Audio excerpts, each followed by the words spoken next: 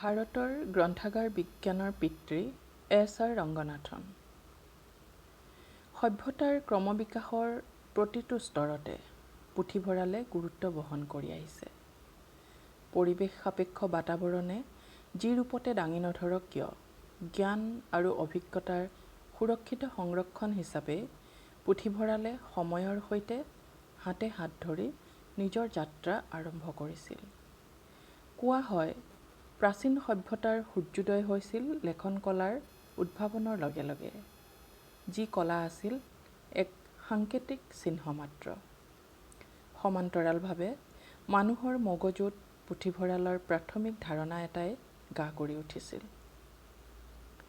এক বিশেষ কৌশলেৰে তৈয়াৰী মাটিৰ ফলিত গুৰুত্বপূৰ্ণ তথ্যসমূহ অংকন কৰি সংৰক্ষণ কৰা ব্যৱস্থাটোৱেই আছিল পৰম্পৰাগত পুথিভঁৰালৰ প্ৰাথমিক স্তৰ।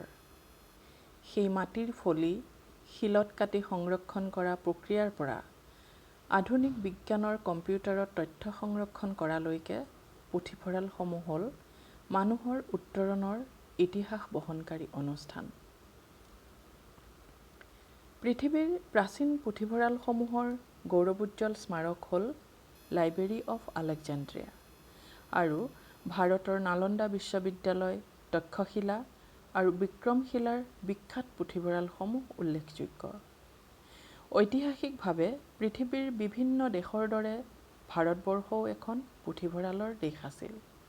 তৎসত্ত্বেও বহু শতিকাজুৰি পুথিভঁৰালসমূহ মন্দিৰ, মছজিদ, বিশ্ববিদ্যালয় অথবা ৰাজদৰবাৰৰ অন্তৰ্ভাগত সংৰক্ষিত স্থান হিচাপেহে পৰিগণিত আছিল, য'ৰ পৰা জ্ঞান আহৰণ কৰাটো সাধাৰণ মানুহৰ কাৰণে সহজ বা সুলভ নাছিল। আধুনিক ৰাজহুৱা পুথিভঁৰাল বা মডাৰ্ণ পাব্লিক লাইব্ৰেৰীৰ ধাৰণাটো ব্ৰিটিছসকলৰ ঔপনিৱেশিক কালৰ পৰাহে ভাৰতলৈ প্ৰসাৰিত হৈছিল। পৰম্পৰাগত পুথিভঁৰালসমূহক ৰাজহুৱা কৰি জনশিক্ষাৰ মাধ্যম হিচাপে প্ৰতিষ্ঠা কৰাত ব্ৰিটিছ লেখক তথা গৱেষক এডৱাৰ্ড এণ্ড এডৱাৰ্ডে অগ্ৰণী ভূমিকা লৈছিল। তেওঁ গৱেষণা আৰু জ্ঞান অন্বেষণৰ পথত অনুভৱ কৰিছিল যে জ্ঞানেই হ'ল একমাত্ৰ উপকৰণ, যি এখন সমাজ, সভ্যতা বা এটা জাতিক শান্তি আৰু সমৃদ্ধিৰে সৰ্বাংগীন উন্নতিৰ দিশত আগুৱাই নিব পাৰে। আৰু তেখেতে প্ৰস্তুত কৰি উলিয়াইছিল statistical view of the principal libraries in Europe and the United States শীৰ্ষক এখনি প্ৰতিবেদন, যিখন প্ৰতিবেদনে ৰাজহুৱা পুথিভঁৰাল সেৱাক জনসাধাৰণৰ বাবে শিক্ষাৰ মাধ্যম হিচাপে প্ৰতিষ্ঠা কৰাত উদগনি যোগাইছিল। ফলস্বৰূপে 1850 চনত ব্ৰিটিছ সংসদত পাব্লিক লাইব্ৰেৰী এক্ট আইন হিচাপে গৃহীত হৈছিল।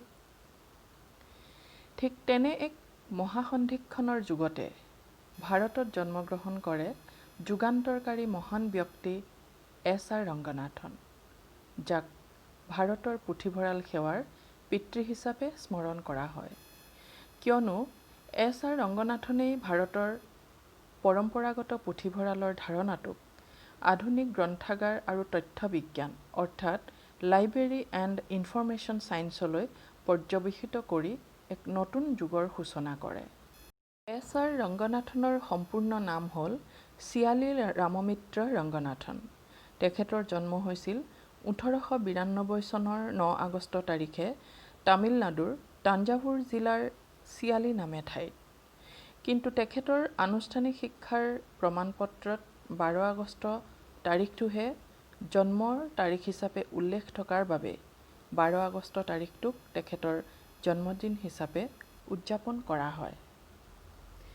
ৰংগনাথনৰ পিতৃৰ নাম আছিল ৰামমিতা আয়াৰ আৰু মাতৃৰ নাম আছিল সীতালক্ষ্মী। 1929 চনত তেখেতে ভাৰতত প্ৰথমখন পুথিভঁৰাল শিক্ষাৰ আনুষ্ঠানিক প্ৰতিষ্ঠান স্কুল অৱ লাইব্ৰেৰী ছায়েন্স স্থাপন কৰে। ইয়াৰ লগে লগে পুথিভঁৰাল শিক্ষা এক বৃত্তিমূলক অধ্যয়নৰ বিষয় হিচাপেও পৰিগণিত হয়। অৰ্থাৎ ভাৰতত পৰম্পৰাগত পুথিভঁৰালক আধুনিক গ্ৰন্থাগাৰ বিজ্ঞানলৈ পৰ্যৱেসিত কৰাত এয়া আছিল ঐতিহাসিক পদক্ষেপ।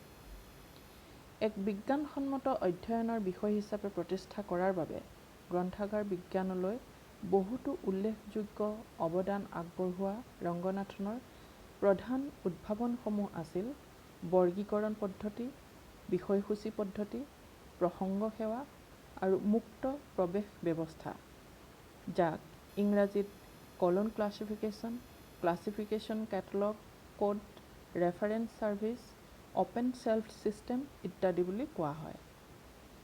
তেখেতৰ 5 লজ অফ লাইব্ৰেৰী ছায়েন্স হ'ল গ্ৰন্থাগাৰ বিজ্ঞানলৈ আগবঢ়োৱা আটাইতকৈ উল্লেখযোগ্য অৱদান। ইয়াৰ উপৰিও তেখেতে 1000ৰো অধিক প্ৰবন্ধ, 60খনতকৈও অধিক গ্ৰন্থ আৰু 3খনকৈ গৱেষণামূলক আলোচনীৰ সম্পাদনা কৰে। মাদ্ৰাজ বিশ্ববিদ্যালয়ত সুদীৰ্ঘ 21 বছৰ ক্লান্তিবিহীনভাৱে কাম কৰি 1945 চনত তেখেতে অৱসৰ লয়।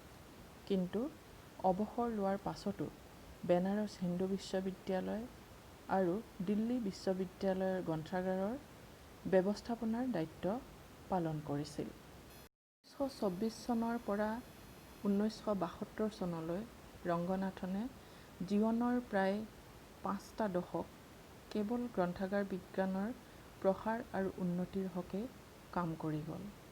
তেখেতৰ এই জীৱনজোৰা সাধনা আৰু ত্যাগৰ প্ৰতি শ্ৰদ্ধা আৰু সন্মান জনাই কেন্দ্ৰীয় চৰকাৰে তেখেতক ৰাষ্ট্ৰীয় সন্মান পদ্মশ্ৰী উপাধিৰে বিভূষিত কৰে। আন্তঃৰাষ্ট্ৰীয় প্ৰেক্ষাপটতো তেখেত বিভিন্ন সন্মানেৰে সন্মানিত হৈছিল।